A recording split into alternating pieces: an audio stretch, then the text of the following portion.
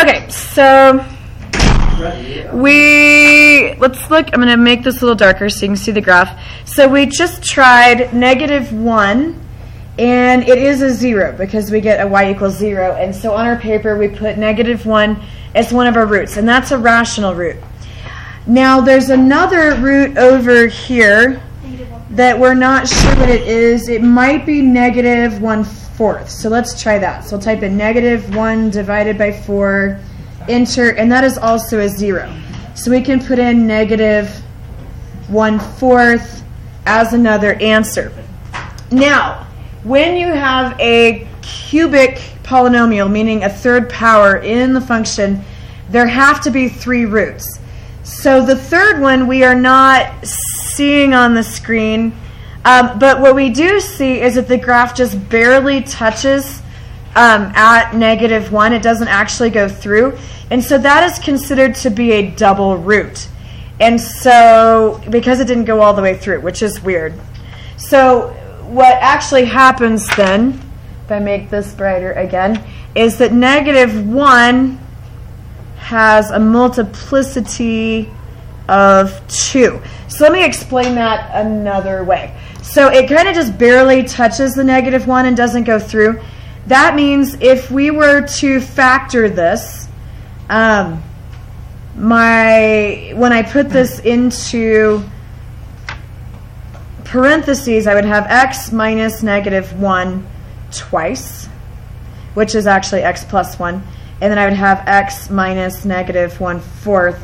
And so you could end up factoring this polynomial. I'll just change those to pluses this way. And so when you factor it, 1 showed up in here twice, which means the root is -1 twice, and they just call that a multiplicity of 2. And that happens when the graph just barely touches the x-axis but doesn't go through it. Because if that little hump were just a little bit higher, you would end up with 2 roots there. Does that make sense? Mm-hmm. So since it just barely goes up and touches it, that means it was only in there once. So this is just sort of a side note to explain how this works. And so it is 3 roots. It's like -1, -1, and -1/4. You just have to write this in one time. And then a lot of times they'll call this a multiplicity of 2. I'm not really picky if you get that on your paper, but I want you guys to have that for college algebra so that you are not super confused by that. Okay, so let's go on to number 2. So number 1's not super bad. So on 2, we're going to start off with our possible rational roots. So I'm going to put possible rat roots. Okay, and so the last number is a 1. So that becomes the top of my fraction, so the only factor there is 1. The bottom is 5, which would have a factor of 1 and 5. So my possible rational roots then would just be plus or minus 1 and plus or minus 1/5, which is the first thing that it asks for, so we will list that first. Then we will go to the calculator and graph it and see if we can pick out the rational roots. So we'll type in the original function, 5x to the third. Oh, except I don't know what I just did. 5x to the third, there we go, plus 5x squared plus x plus 1. There we go, I got it. So we'll graph it. Oh, and I forgot that I was zoomed in, but we'll just see.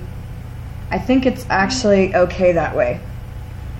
So it looks like -1 is a root again. And it's only there once because it goes all the way through. And then if you look at the shape of this graph, it's not going to cross anywhere else. A cubic kind of looks S-like. It's not going to cross anywhere else. It's just going to go down forever here and up forever here. If you wanted to make sure, we could go back to a standard screen, which is just a zoom, number 6, and make sure that we're seeing all of it, but we are. So it looks like it's going through at -1. Let's check it. So you hit the trace key on your calculator, type in -1, and what we're looking for is a y value of 0, because that's how we know it's a root. Sorry, I should have made that darker so you can see. And so that does work. So we know that -1 is a root again. But there aren't any other places where it crosses the x-axis. If that happens, that means that the other 2 roots are imaginary. Okay, they're not irrational, they're not rational, they're imaginary. And there's a way that we can figure that out using synthetic division, which we learned in a previous lesson. So we're going to take that -1 that is our root, and we're going to put it in the little synthetic division box. And we're going to use the polynomial that we have up here and get all the coefficients. So we'll have 5 and 5, and the x would be 1x, so that's a 1, and then we have a 1. And we already know that this is a root. We know that the remainder is going to come out 0, but what we're looking for is what we're going to get left over after we do the division. So we'll bring down this 5. -1 times 5 is -5. We get 0. 0 times -1 is 0. 1 plus 0 is 1. -1 times 1 is -1. And we get a remainder of 0, which means that we know that it is a root, which we already knew just from checking it on the calculator. Okay?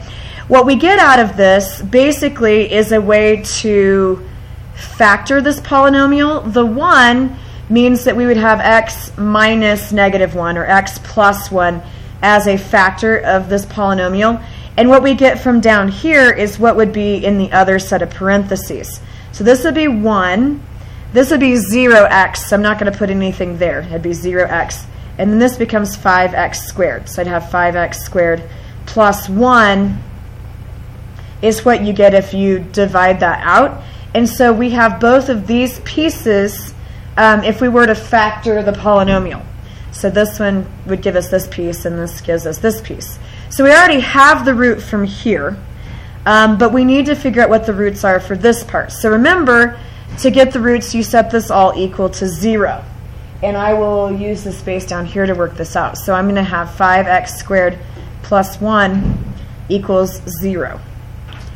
So to solve that, I am just going to use, since I don't have a middle term, I'm just going to solve it like I would a normal equation. I'm going to subtract 1, get 5x squared equals -1, divide by 5, so I have -1/5. So x squared equals -1/5. How do we get x if I have x squared? Square root. So x is the plus or minus square root of -1/5. So I'm going to make that -1 square root of -1 over square root of 5. I'm just going to square root the top and the bottom. So if I square root -1, that is the definition of I. So x is going to be I on the top, and I have the square root of 5 on the bottom. And then we've got to get that out of the bottom. So you multiply the top and bottom by the square root of 5. You'll get I square root of 5 over 5. And all of this, I forgot to write, is plus or minus. So that gives us two roots, positive I square root of 5 over 5 and negative I square root of 5 over 5. So a couple of things that you need to know. These are imaginary roots. Imaginary roots come in pairs. You're always going to have 2 of them or 4 of them or 6 of them. They have to come in pairs. A plus and a minus generally is what you're looking for. So if we have one real root and then you know the others are imaginary, they're always going to come in pairs. Okay, so we found one real root, one rational root. We have 2 imaginary roots, one positive and one negative. And that's it. Okay, so let's move along to number 3. So on number 3, let's do the possible rational roots first. I'm going to call it the pos rat roots. I'm getting tired of writing. So pos rat roots, so the possible rational roots. So we have 1 on the end. So I know that 1 just has a factor of 1. And then I have 2, so the factors of 2 are 1 and 2. So I know I have 1 for a possible top, 1 and 2 for the possible bottom. So my possible rational roots would be plus or minus 1 and plus or minus 1/2. And we'll go ahead and box that just as one of the things that the directions are asking for. Then we'll use the calculator to narrow this down a little bit. The calculator is a nice tool. Otherwise, you'd have to check 1, -1, 1/2, -1/2, and see which ones actually work. So we'll type in the function into our y equals menu on the calculator. So I'm having a hard time getting words out and doing this at the same time. So we type it in, +1. graph it, and I hear somebody say +1. It's taking a second. So it looks like maybe +1, -1, maybe something else. I'm going to zoom in just so I can see, because everything's happening in this very tight little spot. So I'm going to zoom in just a little bit at the origin. And so it looks like probably -1, +1, and something in the middle. So let's try -1, 1/2, and +1. So if we hit the trace and put in -1, just type that in and hit enter, we get 0. So -1 is a possibility. And then if we try -1/2, just type in -1 divided by 2. That, oh, I'm sorry, +1/2. Let me try that again. 1/2 would be this one over here. That works. And then does 1 work? Yes. And so those are all of the roots. And since it's a third power, that's going to be it. So all of them were rational roots. We didn't have any imaginary or weird things. Didn't have to do anything strange. And so these are the possible roots. These are the actual roots. And you can use these to factor this polynomial that's really weird. And so what you do is you just use the opposites. So this is just sort of a side note. You could make it x + 1, x - 1/2, and x - 1. We don't normally factor with a half in there. Oh, you know what? So it wouldn't be a half. Do you guys remember the bottoms up rule? Yeah. You put it in the half and then you bottoms up. And so you'd make that 2x - 1. It's kind of like when we did the factoring before. And so this would multiply out to make 2x cubed minus x squared. So you can use this to factor weird polynomials that don't have any other really easy way to factor them. And so that's just kind of a nice thing. You can actually use the imaginary roots to do the same thing. We'll get into that more later. I just think it's an interesting side note. Okay, so let's go ahead and look at number 4. So we'll do the possible rational roots first. So we've got 2 on the end. So the factors of 2 are 1 and 2. And then we have 4 on the beginning, which makes the bottom line fractions. That's 1, 2, and 4. So we have several possibilities. We have ±1, ±2, if I take 1 over 1, 2 over 1. And then I could do 1 over 2, so ±1/2. I could do 1 over 4, which is ±1/4. I could do 2 over 2, which is just 1 again, and then 2 over 4 does a half again. So I think we've got them all. So those are all of the possible roots. And then we can use the calculator to narrow this down a little bit. So 4x to the third minus 8x squared plus x minus 2. I'll get that all in the calculator and graph it, and I'll try to remember to make my screen a little darker so we can actually see that graph. Oh, and I need to zoom back out. So if you need to go back to a normal screen, just do zoom. Number 6 is a standard window. Give it a second to regraph. And so we only see one real root at all where it crosses the x-axis, and that appears to be 2. So we'll test that by pushing trace, type 2, and enter, and that does appear to work. So 2 for sure is a root. Since this little hump right here doesn't come up high enough to cross the x-axis, that's going to tell us that the other 2 roots are going to be imaginary. So we're going to use our synthetic division and the root that we know to figure out the others. So we will use this 2, make our little box, and then we'll use the coefficients from the original polynomial. So 4, -8, 1, and -2. The x is just 1x, so that's 1. And we already know that this is going to be a root. We know it's going to work. This will just help us to kind of factor this weird polynomial, and we'll be able to find some things. So we'll bring down the 4 first. 2 times 4 is 8. -8 and 8 is 0. 2 times 0 is 2. 1 and 2 is 3. Oh wait, why did I do wrong? It's 0 is 0, not 2. It is 0. 2 times 0 is 0. Thank you. Yeah. I don't know why I did that. And then 1 plus 0 is 2. No, it's 1. That's okay. Now I'm flustered. There we go. And then 2 times 1 is 2. It comes out 0. We already knew it worked, so we should know that that comes out 0. So then if we look at what we have left here, this would be plus 1, this would be 0x, and this would be 4x squared. So we're just going to have 4x squared plus 1 here as one of the factors of my polynomial. So the 2 would give me x minus 2, and then this is the other piece if I were to factor this. This is as far as you could factor it without using imaginary numbers. But then we can use this piece to go ahead and figure out what those imaginary roots are. So we're going to set it equal to 0. 4x squared plus 1, we'll just make it equal 0, and we'll solve for x. So subtract 1 from both sides. We get 4x squared equals negative 1.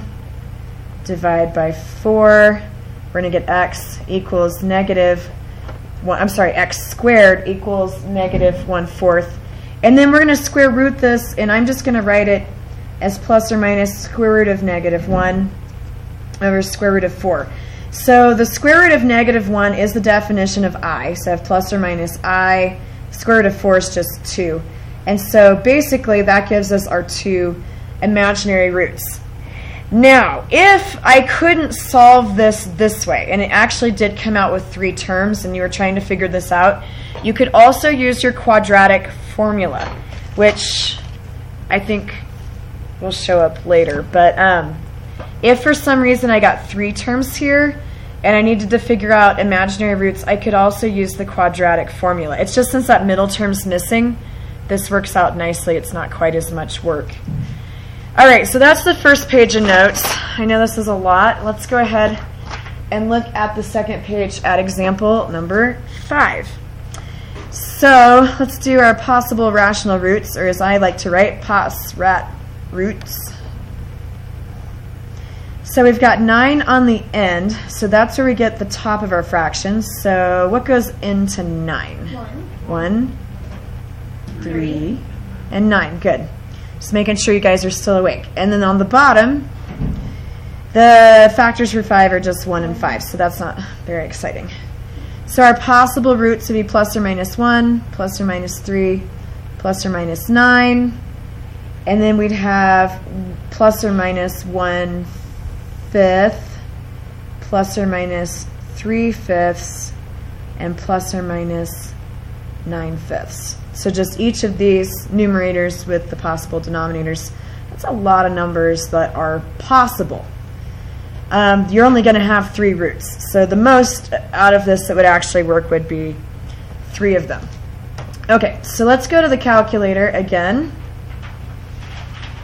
and graph the polynomial.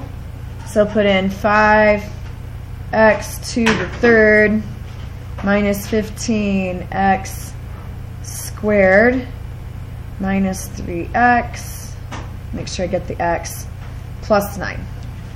And I'll just go ahead and graph that on a regular screen and see what it looks like. All right, so we have 3 real roots that don't have any i's. And so we'll just check and see how many of them are rational. So this first one is almost negative 1, but not quite. So we could try negative 3/5. That'd be the only one that would be possible there. So trace, you have to hit the trace key, and then negative 3/5 did not work. And so there's another one over here that's less than 1. We could try 3/5, see if that works, and that does not work either. 3 does. And then it does look like it goes through 3, and they're saying that works, so we'll try 3. 3 does work, we get a 0. So 3 is the only rational root that we have. These, since they cross the x-axis, are real roots, but if they're not rational, that means they're irrational. They're weird square roots, and their decimals go on forever like pi. They're just kind of strange numbers. And we will use our synthetic division and all of that to figure out what they are. So we're going to take that 3 and do our synthetic division. with the polynomial. So we already know this root works, and this is going to help us kind of factor the polynomial, not kind of, it'll help us factor the polynomial so we can figure out what the other roots are. So we're going to bring down 5. 3 times 5 is 15. Add that to negative 15, we get 0. 3 times 0 is 0. We get negative 3. 3 times negative 3 is negative 9, which gives us 0. We knew that that was not going to have a remainder. So if I were to take this out and make it back into a polynomial, you have the negative 3. This would be 0x. That'd be 5x squared. So we're going to have 5x squared minus 3. So this basically helps us to factor a really long polynomial. The 3 would, if you were factoring, would mean that x minus 3 is a factor. And then this gives us the other piece. We've already done this part and set it equal to 0. We know that that's a root. This part we can now set equal to 0 to find our irrational roots.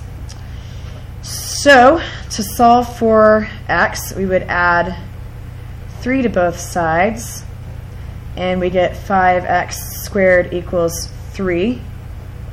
Divide both sides by 5. We have x squared equals 3/5. So square root that. We're going to have plus or minus the square root of 3 over the square root of 5. There's no i's this time because it didn't come out negative, but we do want to, we do want to get the square root of 5 out of the denominator. So we multiply that. You'll get plus or minus the square root of 15 over 5. And those are the two irrational roots, one positive and one negative. Okay, so evidently when you... Over what? Over 15? Over 50. Oh, over 5. I meant to write a 5. Thank you for asking. That's a 5. Because square root of 5 times square root of 5 is a 5. I just am having a hard time today. No, you said 5. Oh, did I say 5? Yeah. Okay, good. Okay, so let's go on to number 6. Last one. So, let's do our possible rational roots. So for the top we use 8, which comes from the end of the polynomial. For the bottom we use 5. So 8 has the factors 1, 2, 4, and 8. 5 just has 1 and 5. So that gives us the possible numerators and denominators for our possible rational roots, our pos-rat roots. All right, so we have plus or minus 1, plus or minus 2, plus or minus 4, plus or minus 8, plus or minus 1/5, plus or minus 2/5, plus or minus 4/5, and plus or minus 8/5. It is a lot of possible roots. Remember, the most that it could possibly be out of the rational roots is 3, because that's our highest power. I decided to limit this to just cubics to keep this not too scary. And so then we can use our calculator and use the graph to try to figure out which ones actually work. So we'll go over to our y equals menu and type in 5x to the third plus 20x squared plus 2x plus 8. I'll go ahead and graph that. I'll make my screen darker so we can see it. And I can't see all of it, but I can see the important part. It goes up and comes back down. There's only one place where it looks like it's crossing. And so that looks like -4. So let's try, if we hit the trace key and -4, we do get 0. So -4 is our only rational root. And since that's the only place that you can see the graph crossing, if you weren't sure, you could zoom out so you could see more of the graph. I don't know if I zoomed out. A lot. It does. And so you can kind of see it goes up and down and back up. But that's the only place it actually crosses the x-axis. That's the only real root. And that means because this didn't come down far enough, those roots are imaginary. Whether the root is a negative or a positive, when we do the whatever division, it's always a positive? Or is it not? What? Like this? Yeah. So this, you just use whatever it was. So it crossed at -4. And so that's what we use. Okay, I see. Okay. So we put in the -4 right here. That's where it crossed the x-axis, so that's the root that we were looking for. And then we'll take our numbers out of this function, 5, 20, 2, and 8. And we'll go from there. So synthetic division, I love it. Bring down the 5. Negative 4 times 5 is negative 20. Add 20 and negative 20, we get 0. Negative 4 times 0 is 0. I did that correctly this time. 2 plus 0 is 2. I did that correctly this time. And negative 4 times 2 is negative 8, which gives you 0 down here. So remember, this kind of helps us factor. The negative 4 would become positive 4 if it was in the polynomial, and then this would give us 5x squared plus 2. And so if we were factoring that original polynomial, this is what we would get. And so we're going to take that 5x squared plus 2 and set it equal to 0 to find those two imaginary roots that we know exist. So we subtract 2 from both sides, get 5x squared equals negative 2. Divide by 5, we'll get x squared equals negative 2/5. And then we'll need to square root that. So you do the plus or minus when you're taking the square root. So square root of negative 2 over square root of 5. So that negative basically just comes out, becomes an I square root of 2. And then we need to multiply the top and bottom by the square root of 5. So times the square root of 5. This will be times the square root of 5. So I'm going to get I square root of 10 over 5. And that gives us both of the imaginary roots.